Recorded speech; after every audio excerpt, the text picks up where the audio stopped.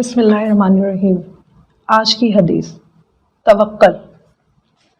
حضرت عبداللہ ابن مسعود رضی اللہ تعالیٰ عنہ کہتے ہیں کہ رسول اللہ صلی اللہ علیہ وسلم نے ارشاد فرمایا، جس شخص کو تنگ دستی لاحق ہو اور وہ اسے دور کرنے کے لیے انسانوں کے پاس جائے تو ایسا شخص اس لائق ہے کہ اس کی ضرورت پوری نہ ہو، اور جو شخص اپنی ضرورت کو اللہ کے پاس لے جائے اور اس سے حاجت روائی کا طالب ہو تو اللہ یا تو اس کی دنیا میں رزق دے گا یا اپنے پاس بلا لے گا اور وہاں اپنی نعمتوں سے نواز دے گا۔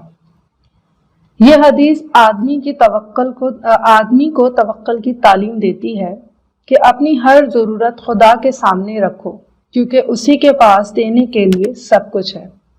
اپنے جیسے انسانوں پر کیوں بھروسہ کیا جائے جبکہ ان کے پاس کچھ نہیں ہے۔ اللہ تعالی ہمیں عمل کی توفیق عطا فرمائے، آمین۔